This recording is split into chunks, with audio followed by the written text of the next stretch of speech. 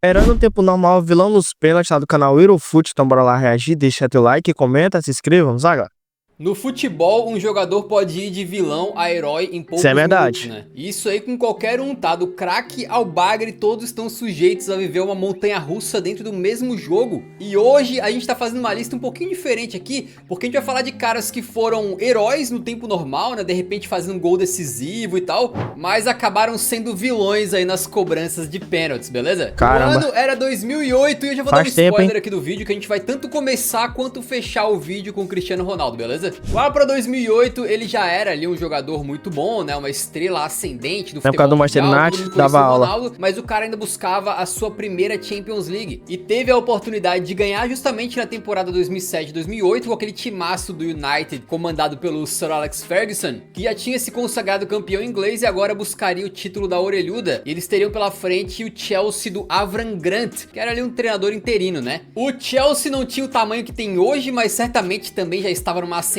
gigantesca. E naquela final em Moscou as coisas começaram de forma perfeita pro Cristiano, porque com 25 minutos de jogo o Wes Brown manda um cruzamento perfeito, o Cristiano Ele faz sobe gol no de cabeça. terceiro andar, manda de cabeça e abre o placar. E vou te falar, não foi um salto igual aquele contra a Sampdoria, mas o maluco pulou alto, tá? Aí o jogo continuou, né, e depois o Lampard acabou se aproveitando de um azar da defesa do United pra pegar uma sobra e empatar em 1 a 1. E aí a decisão foi pra prorrogação e depois pros pênaltis, Nossa, né? Peter E Cech aí na época tava no o Chelsea, craque mano. do time ou Que ele é o lenda. primeiro a bater, que é uma teoria aí que eu gosto mais, né? Acho que é mais importante o cara já chegar e converter, ou ele geralmente fica por último lá, né? Tem craque da equipe que supostamente é especialista em pênaltis, mas na hora da decisão nem cobra o dele. E o Cristiano... Verdade, Neymar na Copa de 2022 nem conseguiu cobrar o dele porque ele, entre aspas, todo mundo achou que ele seria o primeiro, né? Mas no final ele seria o último a bater nessas cobranças aí da Croácia. Mas acabou que não chegou nem no último pênalti, porque antes disso a gente acabou perdendo nas cobranças de pênalti pra Croácia. Infelizmente, na moral, essa série foi triste. Isso foi triste ver essa Copa aí, tá doido.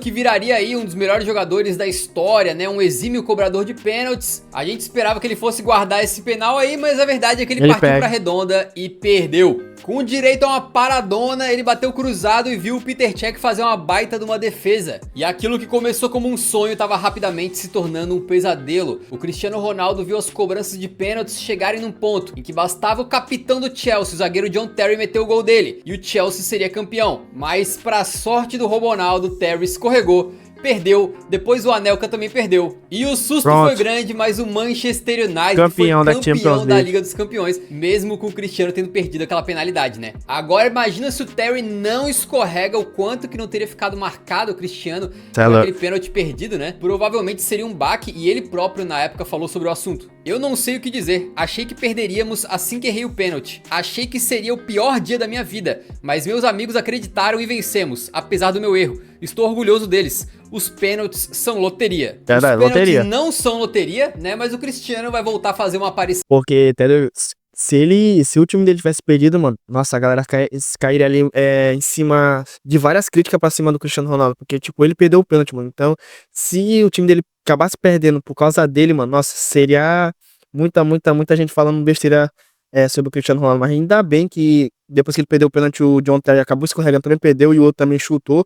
O outro jogador lá, que eu esqueci o nome agora, e acabou chutando pra fora, o no fogo dele que defendeu, e com isso acabou consolidando aí a primeira Champions do Robozão lá pelo Manchester United, né?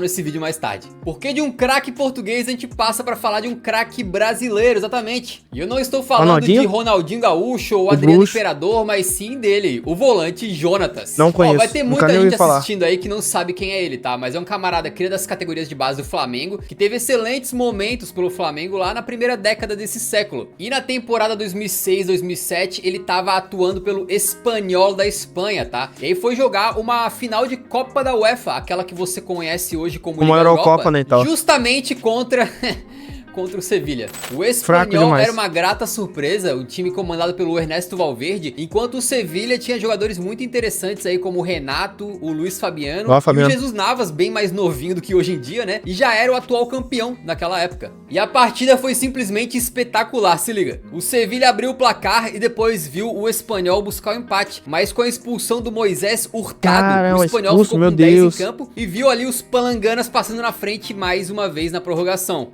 Quando tudo parecia acabado, o volante Jonatas que Bateu na trave e pra gol. levar o jogo pros pênaltis. Bicho, o cara tirou esse gol literalmente do nada, tá? Da cartola tirou esse Toda a gol. narrativa do Jonatas virar uma espécie de herói depois do que ele fez acabou indo por água abaixo, e é só ver o título desse vídeo pra entender por quê, né? Ele tava com a confiança do gol, mas foi o terceiro a bater pelo Espanhol e perdeu. E ao contrário do que aconteceu com o Cristiano Ronaldo, o Jonatas não teve a sorte, porque não foi só ele que perdeu, né? Os companheiros de Espanhol estavam completamente mal preparados, eles perderam 3 cobranças, e assim o Sevilha, essa era aí de ouro do Sevilha na Liga Europa, né? E pô, o Jonatas não foi o principal culpado nem nada, mas certamente a história dele de herói acabou não sendo concretizada no final das contas. Por falar em heroísmo, seja um herói você também e contribua com o crescimento do Eurofute. É só deixar o like aqui no vídeo, deixa o like e se inscreve, se inscrever no canal que você entra pra nossa comunidade e ajuda muito o nosso trabalho, beleza? Cada vez mais cringes, né? Esses pedidos de like assim. Seja um herói você também.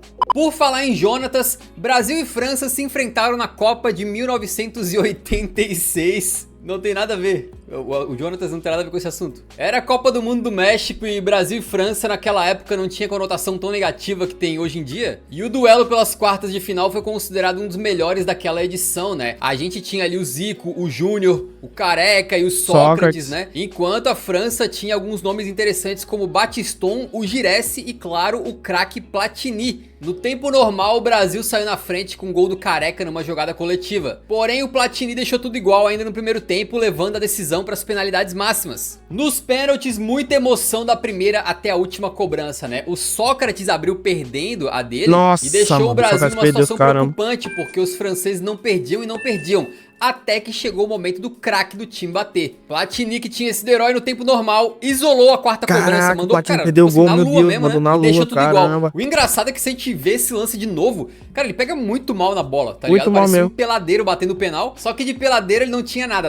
Parecia que seria que era um jogador profissional que tava batendo aquele pênalti, parecia que era um cara normal que tava batendo aquele pênalti. O cara era um gigante, Platini, tá louco, um lendário, e acabou isolando essa bola, mano. Inacreditável ele ter feito isso, meu Deus. Tá, em 86 ele foi pra essa Copa do Mundo como atual trivencedor da bola de ouro. Exatamente. A sorte do 10 francês foi que o zagueiro Júlio César também perdeu a dele logo depois. A França converteu a sua cobrança e acabou passando para as semifinais. Então o Platini marcou no tempo normal, perdeu nos pênaltis, mas assim como o Cristiano lá, né, acabou não sofrendo as consequências, digamos assim. E fica aqui uma cruel curiosidade. Essa tinha sido a primeira e única vez que o Brasil tinha perdido cobranças de pênaltis aí numa Copa do Mundo. Caramba. Até que chegou a Copa de 2022 e o jogo contra a Croácia. Meu Deus do céu. A segunda vez. E mais uma curiosidade, esse jogo aí teve meio que um caso trocado. Teve um jogador que foi vilão no tempo normal, que foi o Zico, perdendo uma penalidade, né, durante a partida, mas converteu o seu pênalti na disputa de pênaltis, que loucura. né? De qualquer maneira, esse pênalti do Zico acabou marcando bastante aí a carreira dele. Ainda falando da Copa do Mundo, em 2018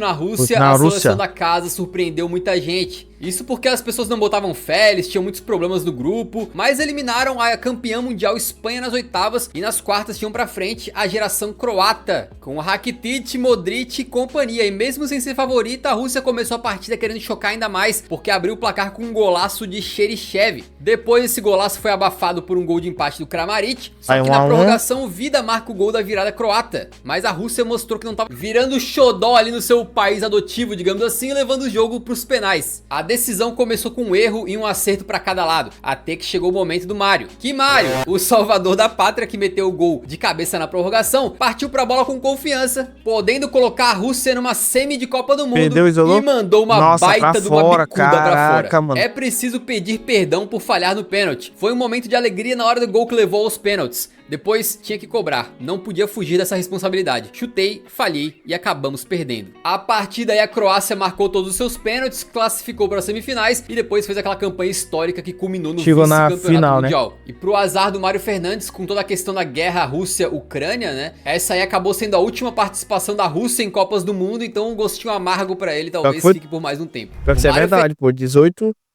foi a última vez, aí 22 elas não participaram, e agora que vai ter a de 26 elas também não vai participar a Rússia, né, ou seja, essa daí foi a última que eles tiveram e provavelmente vai ser a última por muitos anos, enquanto ele não parou com aquela guerra lá contra a Ucrânia, né, então. Fernandes era defensor, e outro que se destacou aí metendo um gol importante lá na frente e depois falhando lá atrás foi o Roberto Ayala, o argentino, na Copa de 2006. Não sei quem é esse aí, não. Nas quartas, Alemanha e Argentina se encontraram em um jogo de alta expectativa pelos grandes nomes envolvidos, né? Hoje a gente considera como craques aí Ballack, Schweinsteiger e Klose, né? E eles enfrentavam simplesmente Riquelme, Tevez e Crespo. Era um embate de gente grande, e isso que o novinho Lionel Messi ainda era banco da seleção argentina. No tempo normal, os hermanos abriram o placar com o zagueiro Ayala de cabeça. Ele que tem 1,77 m, pra zagueiro é baixinho, mas demais. guardou dele. E no final do segundo tempo, a estrela de Miroslav Klose brilhou para os anfitriões e a partida foi para prorrogação, onde nada de mais importante aconteceu, e aí foi nas cobranças de pênaltis que veio o martírio do Ayala. Depois dos alemães acertarem as duas primeiras cobranças e o Júlio Cruz abrir a sequência dos argentinos com muita categoria, foi a vez do Ayala confirmar que estava num dia iluminado. Mas se você tá nesse vídeo, você sabe que não foi assim. O zagueiro errou a sua cobrança, viu a Alemanha passar na frente, né, nos penais, e isso não mudou, porque com o erro do cambiaço, naquela época com cabelo, fez a jornada argentina em solo alemão chegar ao fim. Pobre Ayala, e o pior de tudo pra Argentina, né, é que isso aí meio que inaugurou uma freguesia monstruosa dos caras pra Alemanha em Copa do Mundo, porque vale lembrar, em 2010 eles tomam aquela taca, né, no mata-mata, e em 2014 eles perdem a final da Copa do Mundo justamente pra Alemanha com aquele gol do Götze. E de Copa do Mundo a gente vai agora falar um pouquinho de Eurocopa, porque em 2004 tivemos nas quartas de final um confronto aí entre Portugal e Inglaterra. Eram duas das favoritas para aquela competição, né? Os Tugas com Deco, Figo e o jovem Cristiano contra Lampard, Gerrard, Beckham, Rooney, Michael Owen, todos os craques ali do Winning Eleven das antigas, né? E o que não faltou nesse jogo foi emoção, né? Os ingleses abriram o placar com menos de 5 minutos com o Owen, e depois Portugal empatou no finalzinho com o Helder Postiga. E é aqui que entra a história do Rui Costa, né? Ele era um meia excelente e veio do banco já no final do tempo regulamentar pra mudar as coisas pro time comandado pelo Scolari. Marcou na prorrogação um senhor golaço. Nossa, golaço fora da área. Portugal na frente de virada. Tá aí, né, o herói da classificação portuguesa. Só que não, porque 5 minutos depois o Lampard mostrou que também estava iluminado e empatou para levar a partida para os pênaltis. Nas penalidades, Portugal começou com vantagem porque o Beckham, acredite se quiser, o cara que era conhecido pelo toque maravilhoso que tinha na bola, né? Errou a primeira cobrança, mandando a bola pro espaço. Ela deve estar junto com a do Platini, orbitando próximo do cinturão de asteroides até o virou satélite, elas duas. Acertando, aí veio o momento do craque Rui Costa guardar o dele e... Errou! Nossa. E no final das contas ele poderia ter sido o herói, mas perdeu o penal e saiu dando aquela olhada assim pra marca da cal, sacou? Como se o buraco ali tivesse impedido ele de fazer o gol e tal. E depois disso foi todo mundo acertando, Nossa, daí, mas pra sorte do Rui Costa, no final deu tudo certo. O goleiro Ricardo pegou a última cobrança inglesa e depois ele mesmo foi lá bater, converter e garantir Portugal na próxima fase. E é que esse goleiro aqui, então, galera, né, ele acabou pegando esse pênalti importantíssimo sem luva, né? O cara tava no gol ali defendendo e pegou o pênalti sem luva. Que doideira, mano. Costa quase foi o herói, quase foi o vilão, mas no final das contas deu tudo certo. Mas agora, como terminou essa Eurocopa pra Portugal, eu vou deixar quieto aí pra não incomodar nossos amigos tugas, tá? Ainda falando em Eurocopa, tivemos em 2016 um duelo equilibrado entre duas das principais seleções do planeta. A Alemanha e Itália se encontraram nas quartas da Euro 2016, com os atuais campeões mundiais querendo despachar os italianos, que passavam por um processo de transição no seu elenco pesado. Essa Itália aí é complicada porque uma seleção que já teve Gattuso,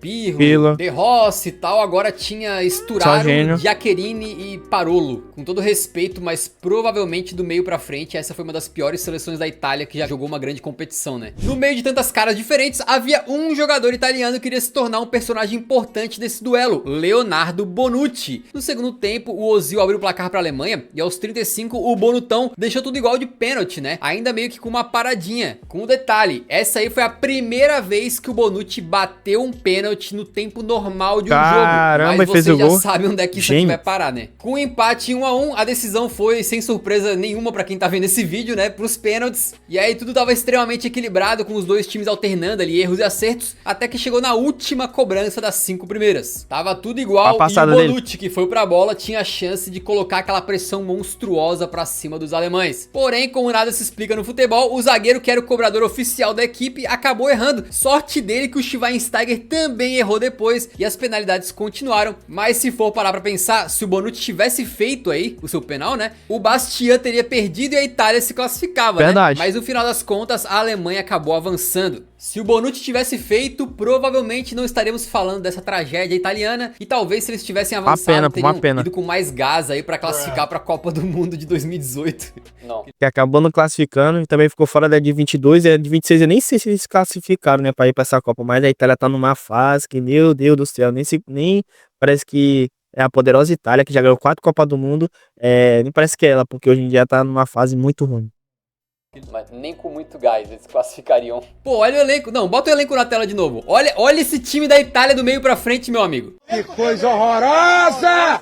Mas mesmo sem jogar a Copa de 2018, a Itália teve como se redimir em mais uma Eurocopa, né? E essa situação aqui envolve não um italiano, mas um espanhol, que é criticado por muitos, quase todos, e adorado por alguns malucos, né? Ele mesmo, Moratinha, cara. A Espanha do Morata e a Itália se enfrentavam nas semifinais da Euro 2020, que foi jogada em 2021. E nesse confronto aí a gente tinha como favorita a seleção italiana, tá? Eles tinham conseguido melhorar aquele time horrível deles e estavam com uma meiuca de respeito agora com o Jorginho, Verratti, Barella, contra um time bem jovem e em transição aí de La Roja, né? Com destaque pro Pedri naquela campanha. A partida é considerada por muitos aí uma das melhores daquela Euro e a Itália acaba abrindo o placar com um golaço do Chiesa. Esse é craque, bom, joga muito bom. Entra o grande nome do jogo e os espanhóis buscam um empate com o Moratinha. Um belíssimo gol, na minha opinião. O Moratinha queria calar os críticos ali, né? Só que essa desbagrização do Álvaro não durou muito tempo, não. Na decisão por penalidades máximas, estava tudo empatado, até que chegou o momento dele.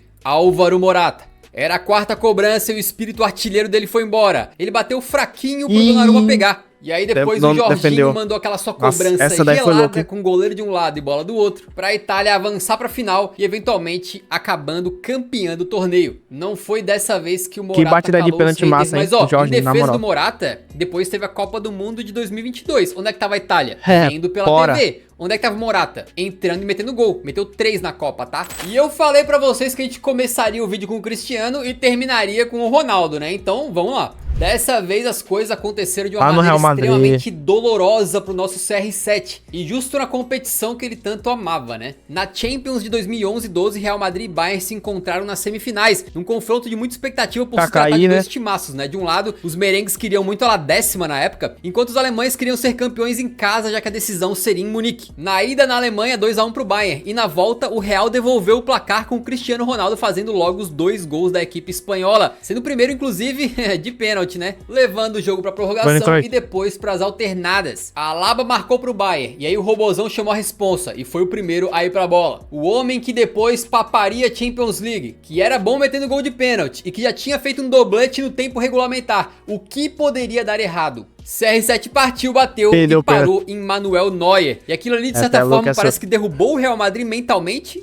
Talvez porque os caras viram, tipo, o principal batedor errando logo de cara, né? Mas não vou tirar o mérito do Neuer, até desceu. O Neuer é craque demais, pô. É um dos maiores goleiros que tem no futebol, é o Neuer. E o CR7 bateu mal mesmo, ficou bem fácil pro Neuer. Mas aí foi o Neuer que defendeu o pênalti do Cristiano, então... E depois as lendas Kaká e Sérgio Ramos também erraram as suas cobranças. E o Real Madrid foi eliminado. Um tempo depois, o Mourinho chegou a alfinetar o Cristiano Ronaldo por causa disso, tá? Perder uma semifinal por pênaltis, quando o teu melhor jogador, teu melhor batedor de pênaltis, o jogador em quem você deposita toda a sua confiança e o qual você escolhe pra bater primeiro, chega a marca do pênalti e falha, é uma frustração que permanece. Só que vamos combinar, o Cristiano Ronaldo não deve nem lembrar desse dia aí. O cara não tá nem aí. Ele tem 5 orelhudas no currículo. 5 mesmo. 5! Com fratura! Como é uma máquina pra Champions League, meu Deus. Esse tema foi bacana, velho. Porque ele meio que acaba englobando o que é o futebol na sua essência, né? Uma mistura de emoções, geralmente. Tipo, no mesmo jogo você tem aquele entusiasmo, aquela loucura de meter um gol e salvar o seu time. E aí depois perde um penal e parece que você foi literalmente do paraíso ao inferno, né? E essa aí é uma das mágicas desse esporte, né? Se você curtiu esse vídeo, deixa o like antes de sair. Como dizem, né? O futebol é uma lógica inexata, porque até assim, não tem como. Só o futebol é loucura demais e por isso que a gente ama ele, porque ele acontece essas coisas inacreditáveis e é isso, cara. Espero que tenham gostado. Comenta aqui embaixo qual desses aqui foi o pior, assim, como você falou. Nossa, série, nossa, teve muita falta de sorte por ter perdido esse pênalti. Então é isso aí, galera, o vídeo de hoje. Espero que vocês tenham gostado. Deixa teu like, comenta aqui embaixo sobre o próximo vídeo. Comenta o que você achou do vídeo. Se inscreva no canal. Me siga no Instagram que vai estar aqui na descrição. E se você quiser qualquer tema canal, tipo microfone, meu teclado, mostra no embaixo da descrição também. E é isso. Obrigado por ter assistido. Valeu, até a próxima.